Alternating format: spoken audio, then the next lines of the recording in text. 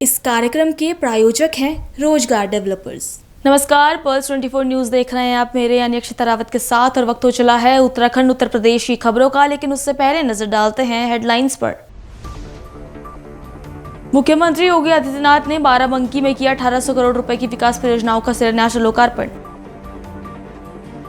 उत्तराखंड की रजत जयंती पर गैरसैंण में मुख्यमंत्री पुष्कर सिंह धामी ने किया शहीदों को नमन। कहा, हमारा विजन है आत्मनिर्भर और सशक्त उत्तराखंड की ओर। दिल्ली में विस्फोट के बाद सोनभद्र में सुरक्षा कड़ी, पुलिस अधीक्षक ने खुद किया सघन चेकिंग। कैबिनेट मंत्री संजय निषाद ने मृतकों पर जताया दुख। हरियाणा पुलिस का बर्खास्त सिपाही निकला चोर, पुलिस की वर्दी में करता था चोरी। कैमरे में कैद आरोपी 2 महीने बाद हुआ गिरफ्तार। तुम दोनों की मेहनत बहुत रंग लाई है बेटा, घर बहुत सुंदर बना है। ये मेरे पापा का घर। पता है, देख तेरे पापा की नेम प्लेट अपने हाथों से लगाऊंगा। नेम प्लेट तो लग चुकी पापा।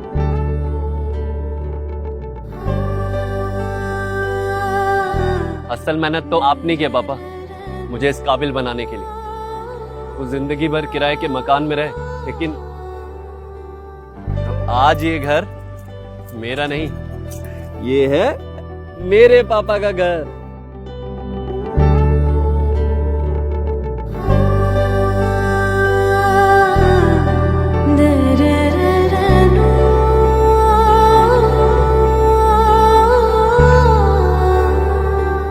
उड़ान सपनों की, आंगन खुशियों का और साथ सकर्णी का।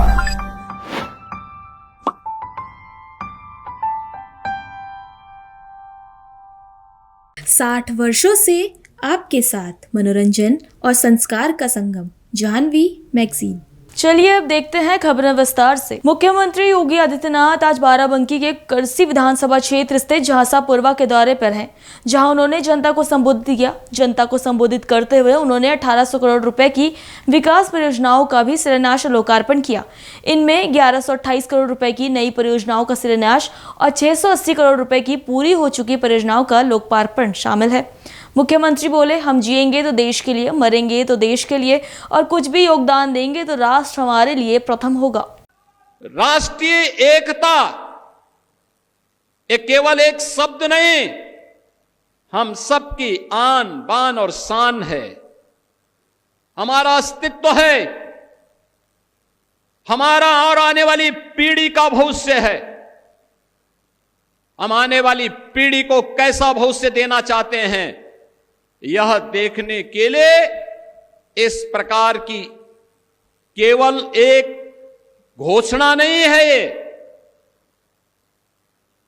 ये महज संजोग नहीं कि जब हम लौह पुरुष सरदार वल्लभ भाई पटेल की जयंती के 150 वर्ष पूरा कर रहे हैं, तब भारत के राष्ट्रगीत, जिस राष्ट्रगीत का वाचन अभी हम लोगों ने इस मंच पर किया है, हजारों की भीड़ राष्ट्रगीत के साथ सावधान की मुद्रा में रह करके सम्मान दे करके गायन के साथ जुड़ रहा था।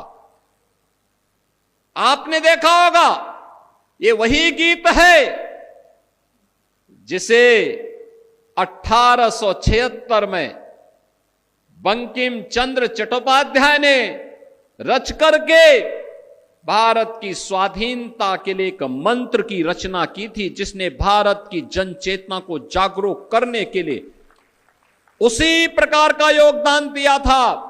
जैसे हम यज्ञ में जब मंत्रोच्चार करते हैं और यज्ञ कुंड में अपनी हवि अर्पित करते हैं, तो यह वही था। राष्ट्र यज्ञ में भारत के क्रांतिकारियों के द्वारा गाए जाने वाले उस मंत्र का प्रतीक था, जो राष्ट्र रूपी यज्ञ को आगे बढ़ाने के लिए, उसकी लौ को तेज करने में अपना योगदान दिया। भारत का क्रांतिकारी, भारत का युवा कभी विचलित नहीं हुआ। आजादी के आंदोलन में उसने वंदे मातरम को गाते गाते फांसी के फंदे को अपने गले में लगाने में संकोच नहीं किया, और जब भी उसको फांसी की सजा होती थी, वह खुशी खुशी हंसते हंसते फांसी के फंदे को गले में लगा करके वंदे मातरम बोल करके वह फांसी के फंदे पर झूलता था।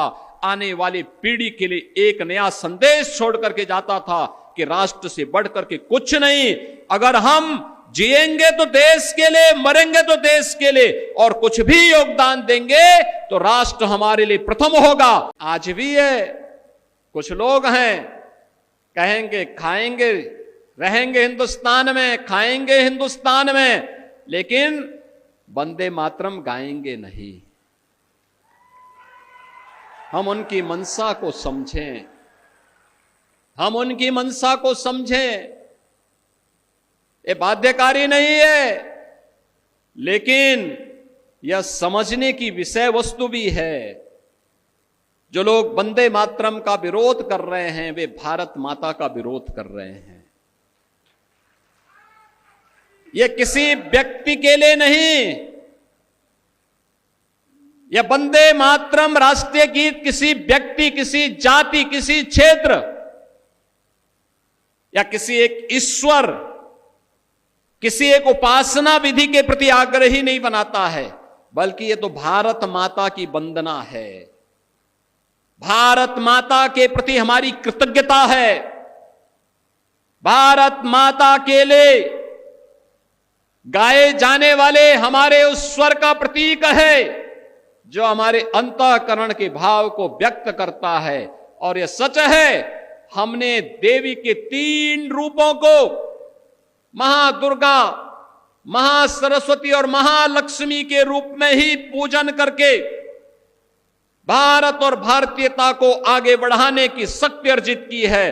तो स्वाभाविक रूप से वंदे मातरम के माध्यम से भी इस सस्य श्यामला मातरम की इस भाव को ध्यान में रख करके हमने उसे महादुर्गा, महालक्ष्मी और महासरस्वती के रूप में उसकी वंदना करके भारत के प्रत्येक नागरिक से यह आग्रह किया है कि वह वंदे मातरम के साथ जुड़े, भारत की राष्ट्रीयता को मजबूती प्रदान करें। याद करिए, जिस गीत को स्वयं स्वर दिया हो गुरुदेव रविंद्रनाथ टैगोर ने, उस गीत का विरोध किया जा रहा है। भारत का क्रांतिकारी जिस गीत को गा करके फांसी के फंदे पर चूमता था, उसका विरोध किया जा रहा है। भारत की एकता और अखंडता का प्रतीक जो गीत है, उसका विरोध किया जा रहा है। इस विरोध के लिए कोई जगह नहीं होनी चाहिए, हमारे यहां कोई जगह नहीं होनी चाहिए।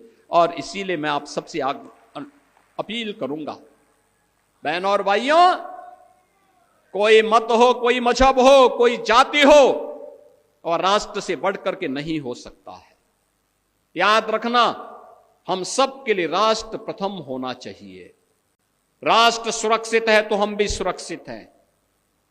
राष्ट्र एक है तो हम भी एक हैं। राष्ट्रीय एकता के मार्ग में सबसे बड़ी बाधा यही है जो वंदे मातरम के मार्ग में बाधा है, यही बाधा है।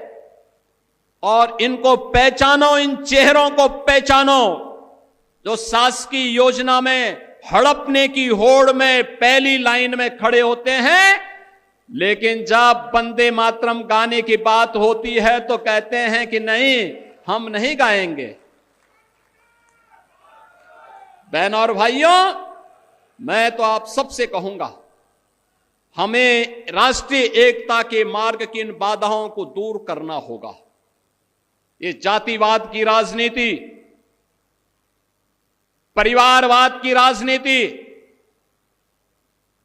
क्षेत्रवाद की राजनीति, मत और मजहब के नाम पर विभाजन,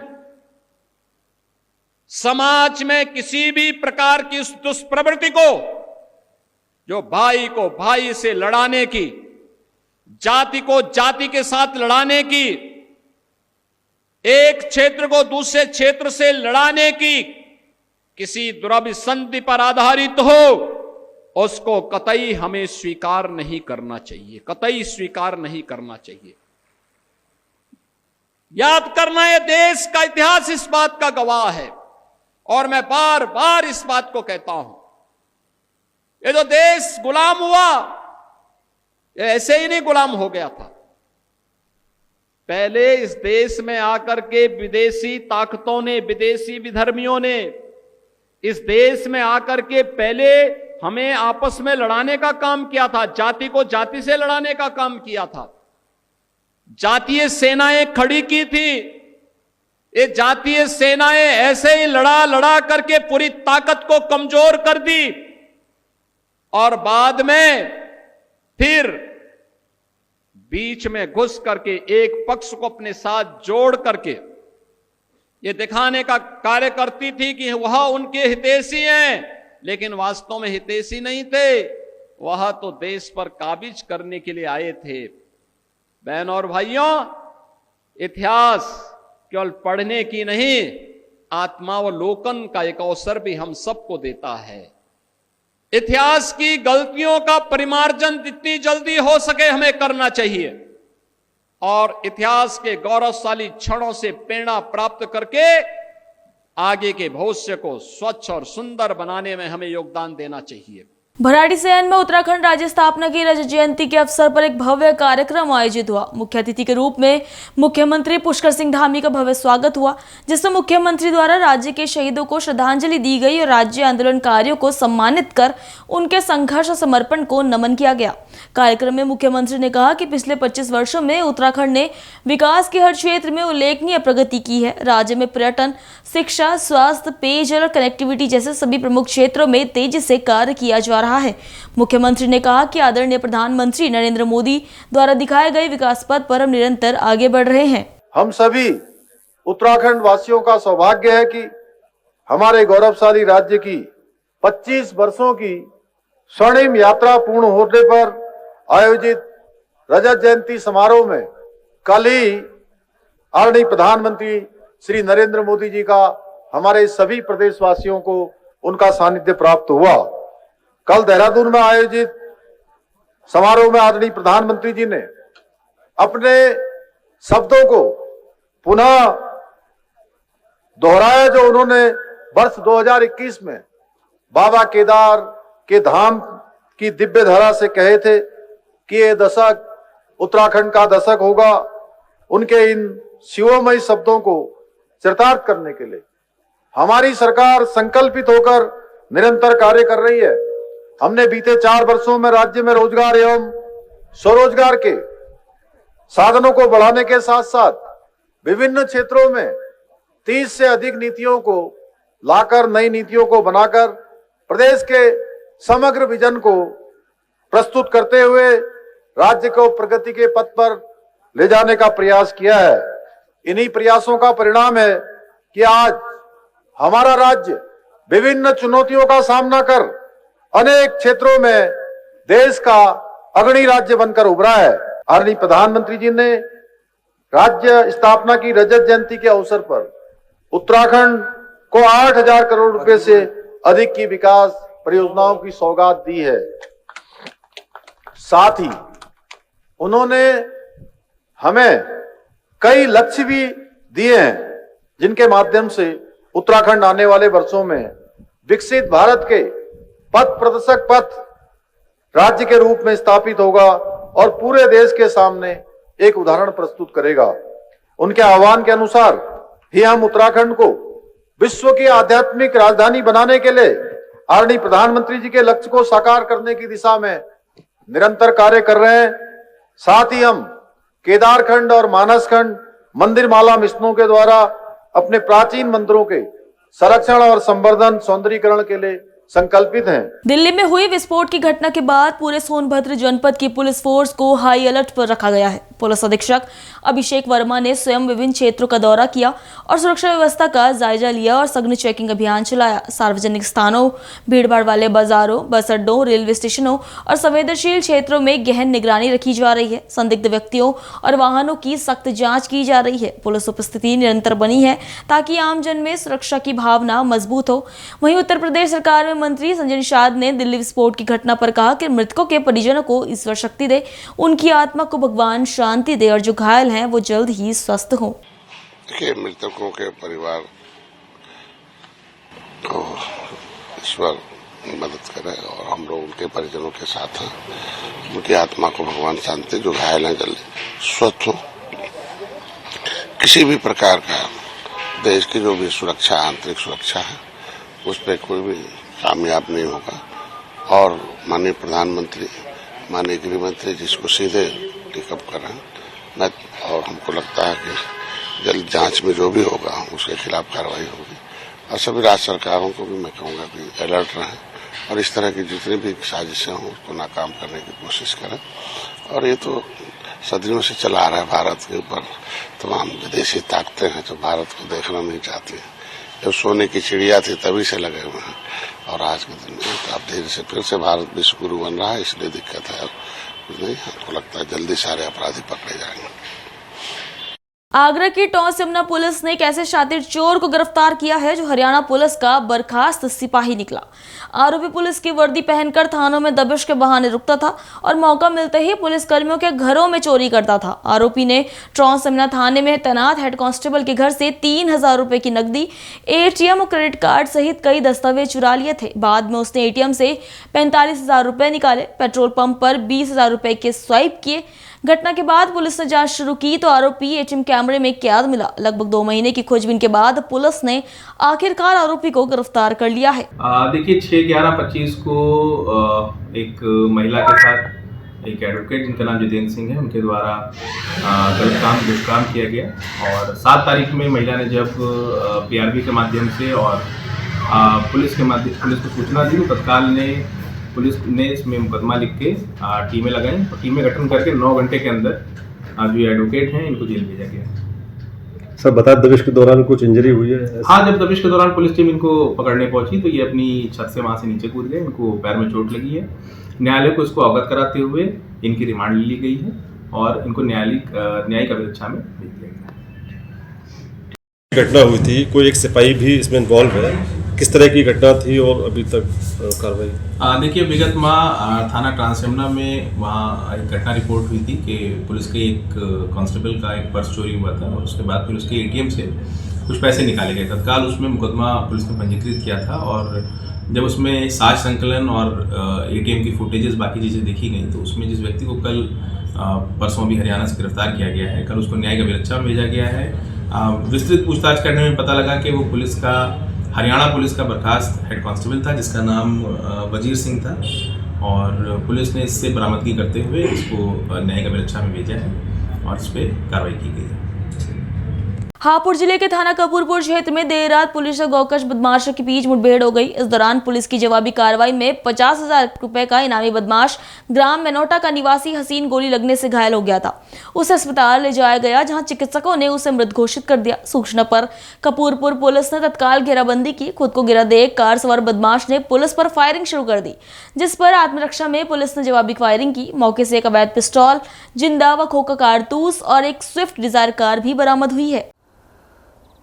आज रात्रि भी 12:30 बजे के करीब थाना कपूरपुर में एक सूचना प्राप्त हुई थी। 112 नंबर पर सूचना प्राप्त हुई थी कि थाना कपूरपुर क्षेत्र में संदिग्ध गोकशों द्वारा गाय को कलेक्ट करके उनके परिवहन हेतु उनको कलेक्ट किया जा रहा है। इस सूचना पर थाना अध्यक्ष कपूरपुर अपनी फोर्स के साथ संबंधित सूचना स्थल की तरफ उन्होंने प्रस्थान किया और वहाँ पर एक सस्पेक्टेड गाड़ी, स्विफ्ट डिजायर गाड़ी उनको नज़र आई जिसका उन्होंने पीछा किया। उस गाड़ी का पीछा करते समय उस गाड़ी ने थानाध्यक्ष के ऊपर फायर किया, जानलेवा हमला किया।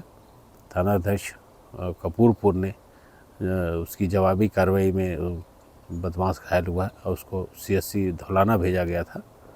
उसके बाद वो हायर सेंटर रेफ़र किया गया था जहाँ पर रामा मेडिकल कॉलेज में, जहाँ पर उसको मृत घोषित कर दिया गया। इस मृतक व्यक्ति की पहचान हसीन के रूप में हुई जो कि करीब इसके खिलाफ 25-26 मुकदमे हैं।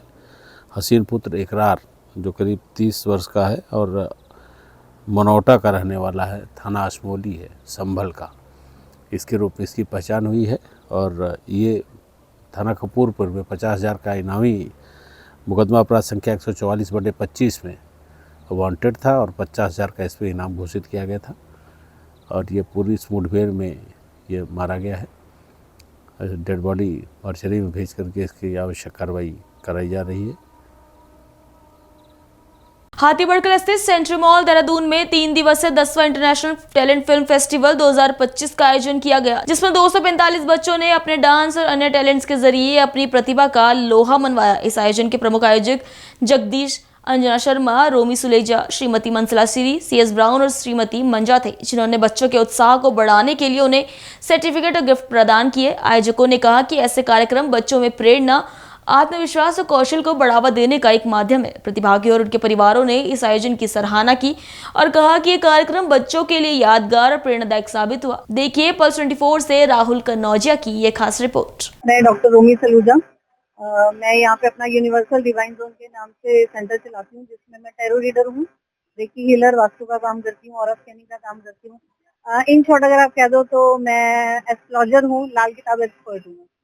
मैम जैसे कि यहाँ पर 3 दिन का आपका प्रोग्राम चल रहा है, इसमें कैसे रिस्पांस मिला है आपको?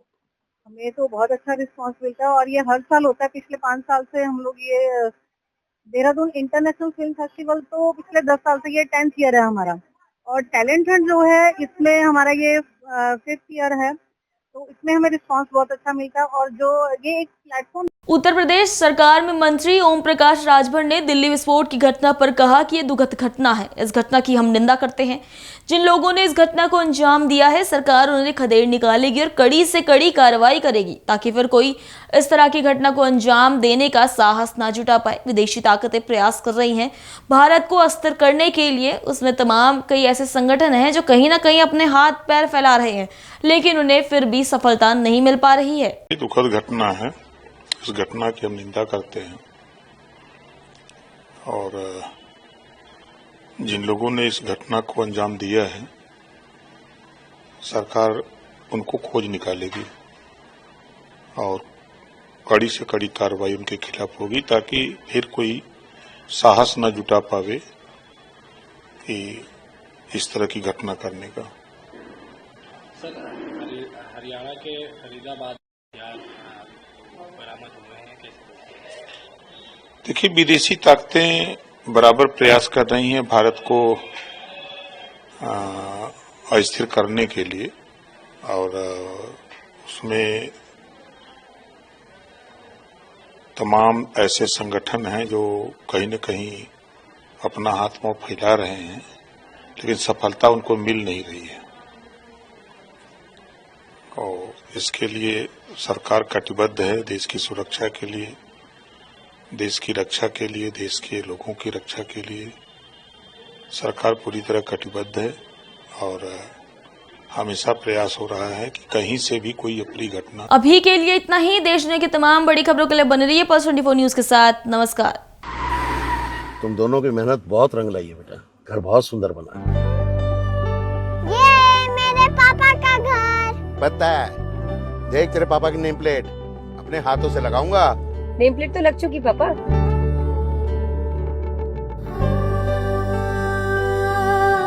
असल मेहनत तो आपने की है पापा, मुझे इस काबिल बनाने के लिए। वो जिंदगी भर किराए के मकान में रहे, लेकिन आज ये घर मेरा नहीं, ये है मेरे पापा का घर।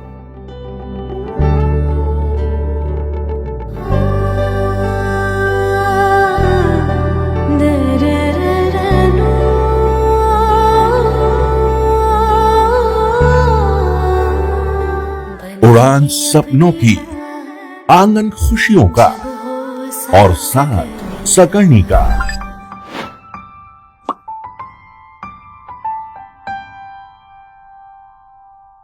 60 वर्षों से आपके साथ मनोरंजन और संस्कार का संगम, जाह्नवी मैगजीन। इस कार्यक्रम के प्रायोजक थे रोजगार डेवलपर्स।